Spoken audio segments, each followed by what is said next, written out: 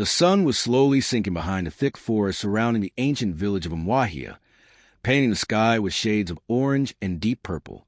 Smoke from cooking fires curled lazily above the thatched roofs, and the evening air carried the comforting smell of roasted yam and palm oil. But inside the village square, a group of elders sat in tense silence. They were discussing something sacred, something dangerous.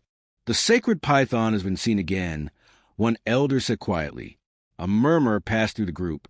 In the traditions of the village, the python was not just an animal. It was believed to be the guardian spirit of the land, a messenger between the living and the ancestors. For generations, the villagers had lived in peace with it. If the python crossed the road, people stepped aside. If it entered a compound, the family would gently escort it out with respect. No one harmed it. No one dared. Everyone knew the stories, except one man. His name was Okorie. Okorie was the most feared hunter in the entire region. Tall, broad-shouldered, with deep scars across his arms, he had spent most of his life in the forest. He had killed wild boars that destroyed farms. He had wrestled a leopard that attacked livestock. He had even survived a fight with a wounded buffalo. To the villagers, he was a hero. To himself, he was unstoppable. One evening, as Okorie sharpened his hunting knife outside his hut, a group of elders approached him. The oldest among them cleared his throat. "Okorie," he began slowly, "you are the bravest hunter our village has ever known." Okorie smiled proudly. "But bravery must respect tradition," the elder continued. "The sacred python has been seen near the eastern forest. If you meet it, you must not harm it." Okorie laughed loudly. "A snake?" he said. "You elders fear a snake?" "It is not just a snake," another elder said firmly. "It carries the spirit of this land." But Okorie shook his head. "I fear nothing in the forest." The elders exchanged worried glances. Something about his arrogance made them uneasy. 3 days later, Okorie entered the forest before sunrise. The jungle was alive with sounds. Chirping birds, rustling leaves, distant animal calls. Okorie moved silently through the thick undergrowth, his rifle resting confidently on his shoulder. Hours passed. Then suddenly, the forest became strangely quiet. Okorie stopped walking. Something was wrong. Even the birds had stopped singing. Then he saw it. Coiled beneath a massive irako tree was the largest python he had ever seen. Its body was thick like the trunk of a young tree. Its scales shimmered like polished bronze under the sunlight filtering through the leaves. The snake's eyes opened slowly, and they fixed directly on Okorie. For a moment, the hunter felt something unusual. The snake was not afraid. It was simply watching him. Then a memory flashed in his mind. The warning of the elders. "Leave it. That is not an ordinary python." Okorie tightened his grip on the rifle. "This is just another animal," he muttered. Slowly, he raised the gun. The python did not move. It continued staring at him, almost like it understood. Then, bang! The gunshot exploded through the silent forest. Birds scattered into the sky. The python thrashed violently, its massive body smashing against the tree roots before finally falling still. Okorie walked closer, breathing heavily. Even in death, the snake looked powerful.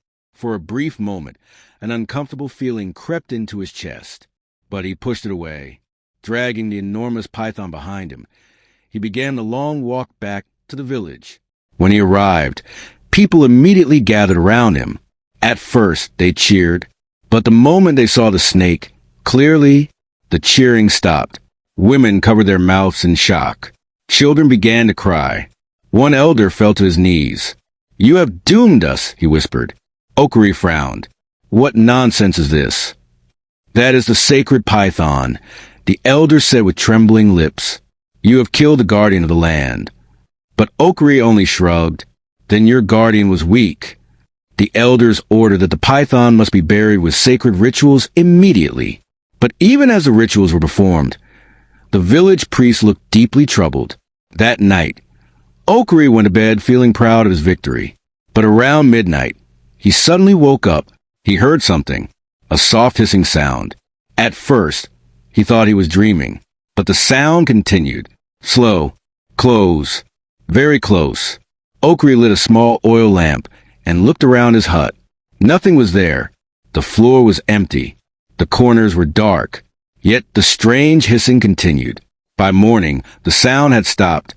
Okorie convinced himself it was just his imagination. But the next night, the dreams began. He found himself standing in the same forest where he had killed the python. The air was cold and heavy. Then he saw the snake again. Alive, larger than before. Its glowing eyes locked onto him, and it began slowly moving toward him. Okorie tried to run, but his legs would not move. He woke up screaming. Sweat soaked his body. The nightmares continued for days. Then something even stranger happened. Small marks began appearing on his skin. Thin patterns, dark and curved. They looked exactly like snake scales. The villagers began whispering. The spirit of the python is angry. The elders begged Okorie to perform cleansing rituals to appease the spirit, but his pride refused. I am not afraid of stories, he said angrily. Then came the seventh night. Dark clouds gathered above the village. A violent storm began. Lightning flashed across the sky. Thunder shook the ground. Suddenly, a terrible scream echoed from Okorie's hut. Villagers grabbed torches and rushed there. Rain poured heavily as they forced open the door.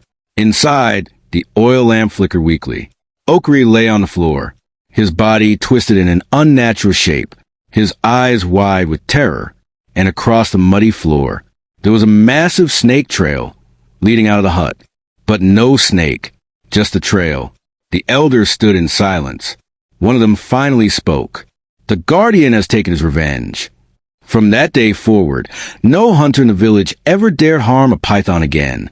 And deep in the forest, people say that sometimes, on quiet nights, you can still hear the slow hiss of a giant snake moving through the trees.